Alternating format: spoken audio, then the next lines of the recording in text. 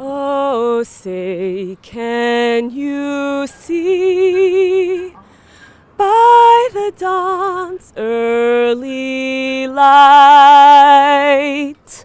what so proudly we hailed at the twilight's last gleaming, whose broad stripes and bright stars through the perilous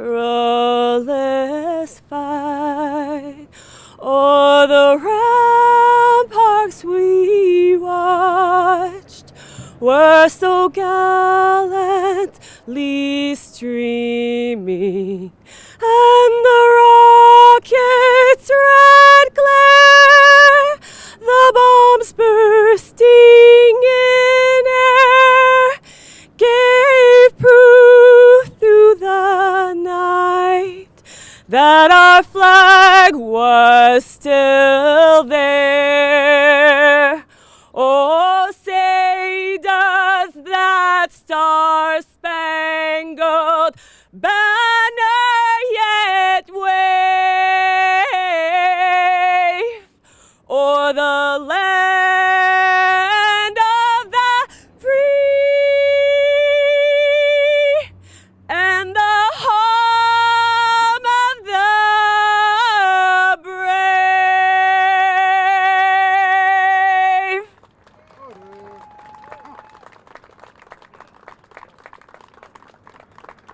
Ready, face. Taiwan, forward, march.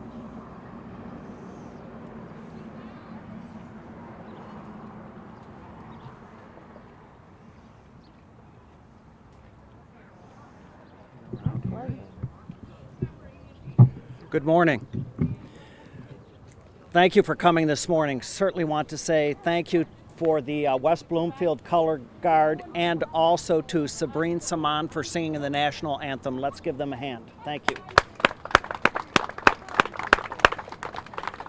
We're going to start this morning by, I'd like to introduce our Congresswoman, Brenda Lawrence, who is going to get up and say a few words to us, and then she's going down to be in the parade. Brenda has been a supporter of Keego Harbor for many years, even when she wasn't a congresswoman, and she served as the mayor of the city of Southfield. She walked and was in the Keego Harbor parade, and we appreciate her support. Welcome. Thank you. I want to say good morning to everyone, and this is a day that we remember those who gave the ultimate sacrifice for so many things that we wake up as Americans and take advantage of, our rights and our freedoms. We should never forget.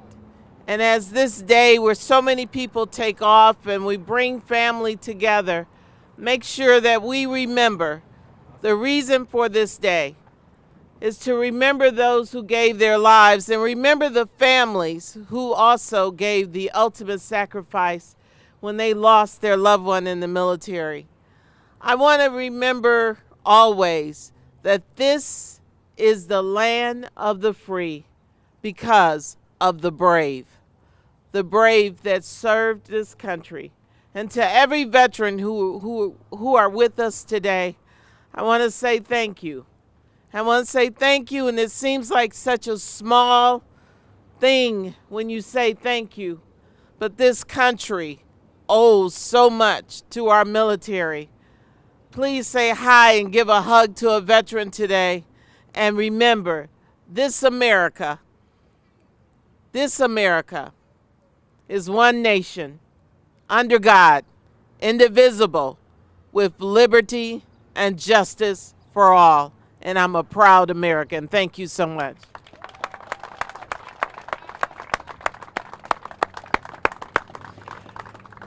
Thank you, Congresswoman, for coming by again. We appreciate it. I'd like to take a minute to talk about former Mayor Sid Rubin, who's going to get up here and speak for a moment.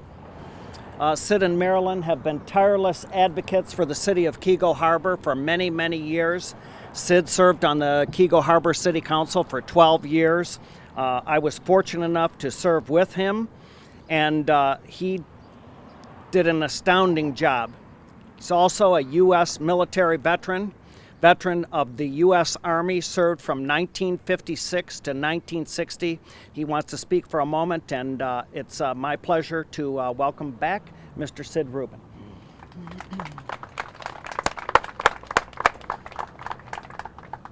Thank you, Mr. Mayor.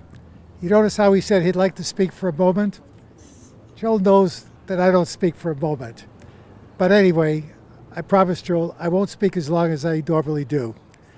It's very tough to follow a speech from the Congresswoman, who I've known for quite a while, a wonderful friend, and a person who is really committed in Washington and committed to so many points that I've cherished myself and have dedicated my life to as well. I think she looked at my speech before I gave it, so I'm not going to give it because I think she already mentioned many of the things that I was going to say, and I thank you for that. But I do want to tell you, Memorial Day means a lot to a lot of people, depending on how old they are, who they are, what they believe in. Quite frankly, I want to share a story, and I'll be very quick, Joel. A story about a woman that I met as I campaigned in Keego Harbor many years ago. And she invited me to look at a picture of her son, who was a month away from being discharged. And I don't know if he was going to re-up again, but he was a month away from being discharged. And the story that I want to share with you is about a mother who never had a chance to say goodbye to her son. He left so quickly, as I did when I joined the service. I gave my mother about 12 hours notice that I was joining the Army. And I wonder today how many parents would feel like my mother or this Army sergeant's mother when they found out that their son joined the Army. So I'll skip many of the details about the lady and her son, but I saw her a year later, and his name was Danny, and I said, "How's Danny doing?" And she said to me, "Danny's no longer with me." Danny died very shortly before he was to be discharged. And she wanted to thank me for honoring him that year at the parade. But I got to tell you, Memorial Day to her, to all the mothers who have children in the service, it's a heartbreak for many of them. So what I'm asking you to do is take a moment of silence. Think about somebody that you know that went into the service and never came back. And with that, let's pray for those mothers and those families, as well as their children.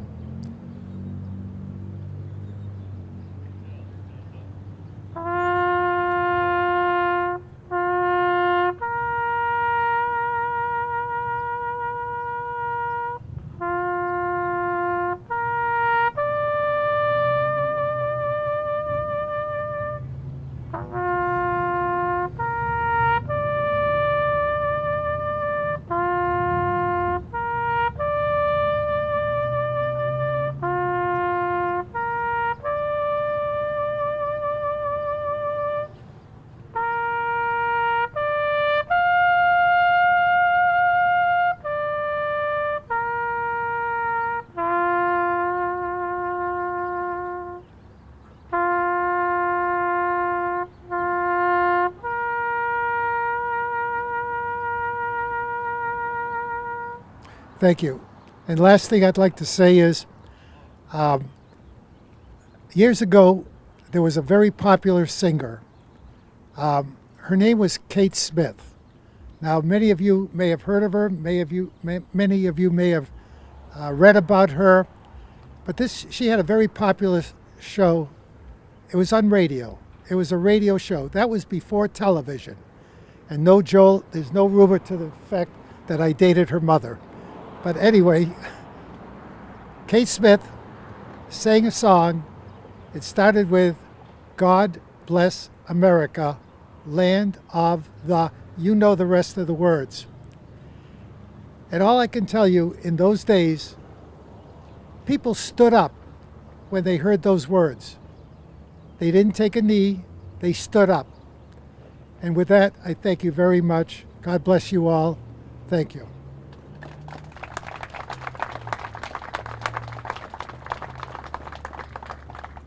Thank you, Sid.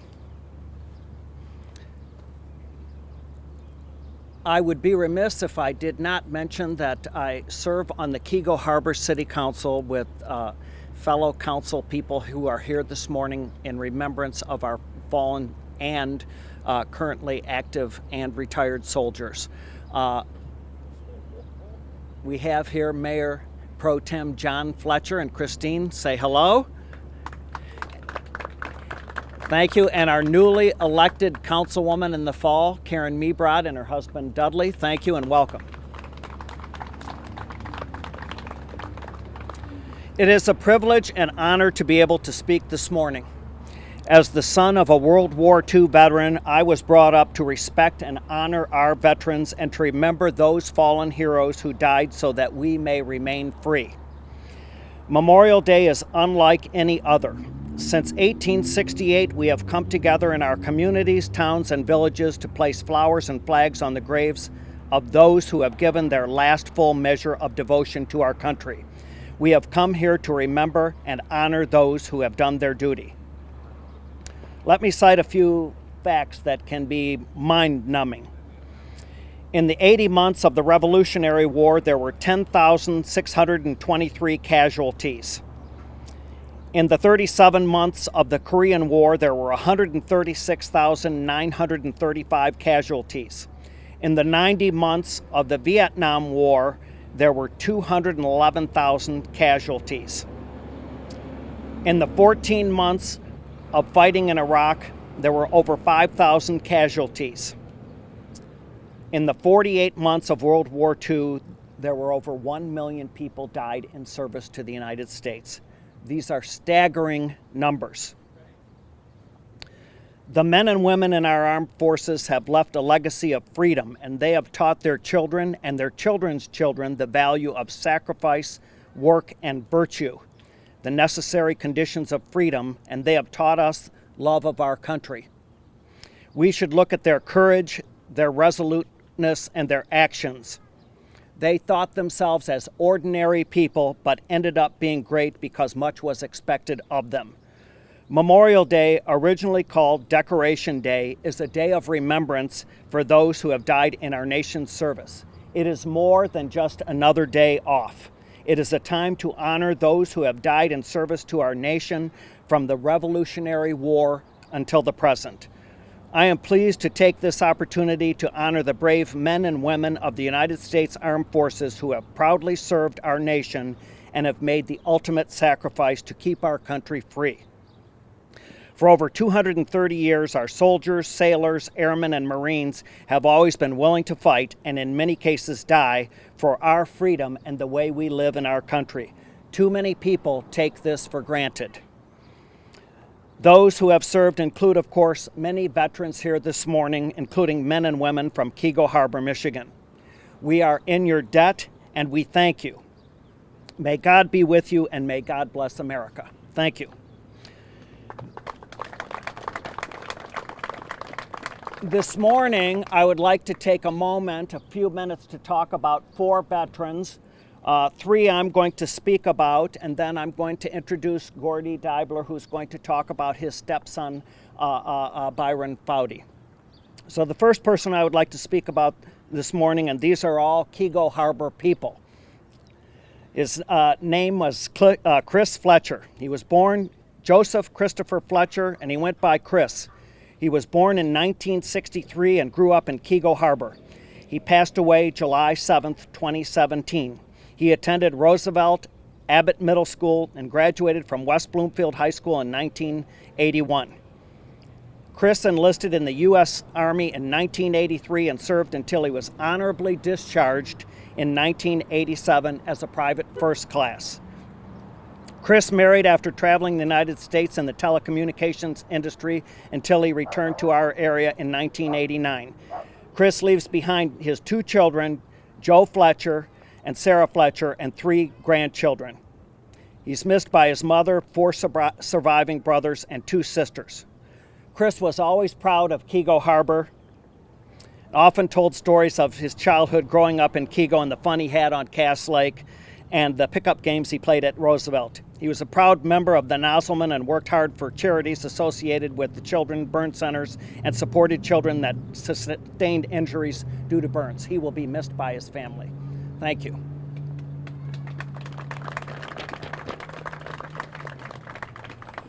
The next person I would like to talk about is Linda Walsh Cassavoy. The Walsh families lived in Keego Harbor for a long time on Willow Beach Street. Linda joined the Armed Forces in 1994 as a surgical nurse and went in as a captain. She retired in 2014 as a lieutenant colonel. Her final job was in charge of infectious diseases, and she ran a medical clinic for the U.S. Army. Linda grew up in Keego Harbor. She was deployed twice to Saudi Arabia and once to Iraq. She also served in Hungary and Germany. Her late father, Ed Walsh, who I knew, they're a great family, the Walsh family, and her son Chris also retired from the U.S. Army, and of course, Linda has made everyone very proud. Thank you.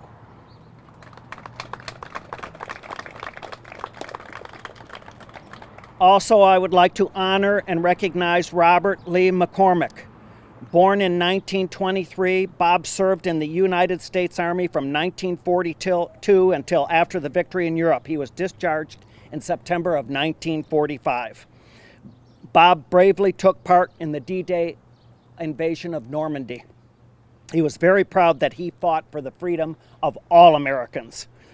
Bob and his wife Lucille raised 6 children and bought a home in Keego Harbor in May of 1968 and owned it until 2008. Bob loved Keego Harbor and the people of Keego Harbor. He passed away in 1991. And Bob and Lucille have a brick here in their honor in our memorial park. So thank you very much.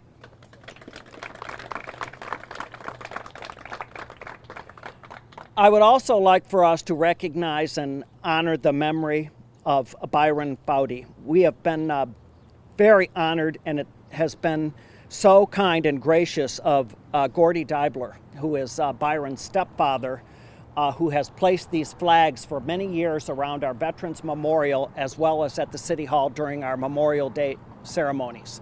And Gordy would like to spend a few moments talking about his recent visit to Arlington National Cemetery and to talk about Byron. Thank you, Gordy. Welcome. Let's give him a hand. Thank you. Thank you, everybody, for being here.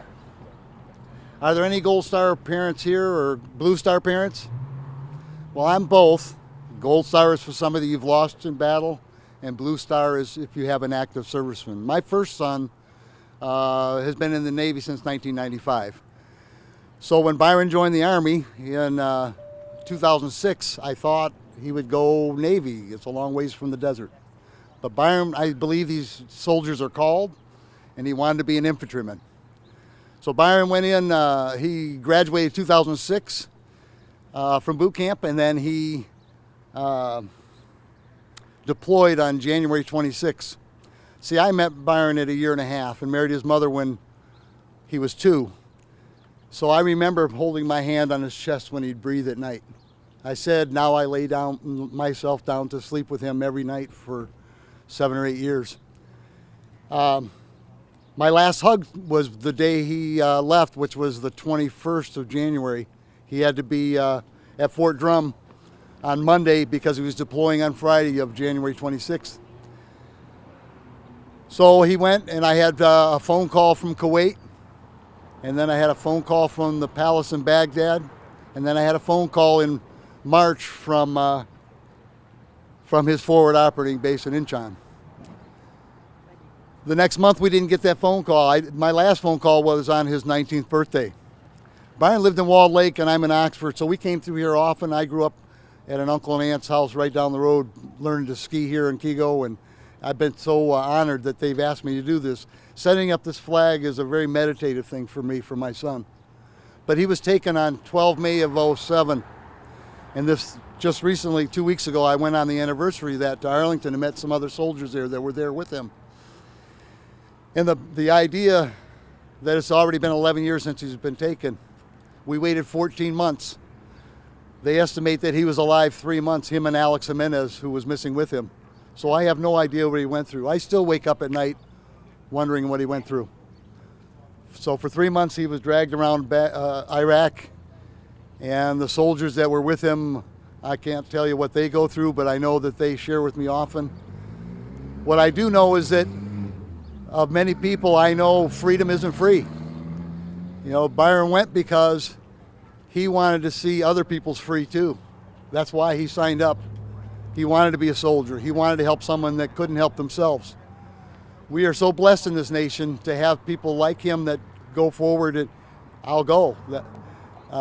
Fort Benning's soldiers,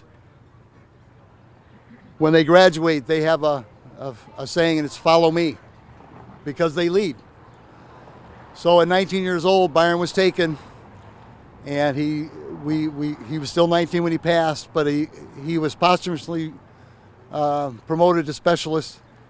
And I go every year to Fort Drum and to Arlington, and I try to take his little nephew who was born that same year, in fact the week just before he left.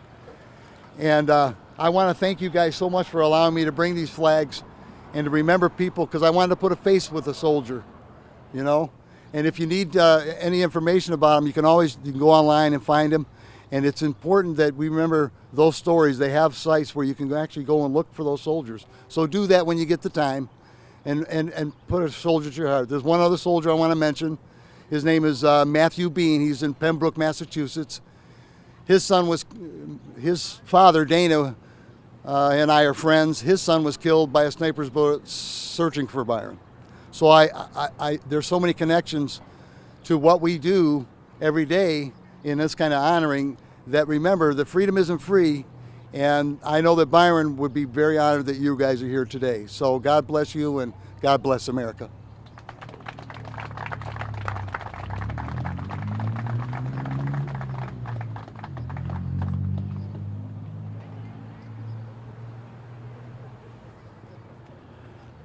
This will conclude our ceremony this morning. I want to thank everybody for coming out, and if you see a veteran today, thank them for their service for the U.S. military.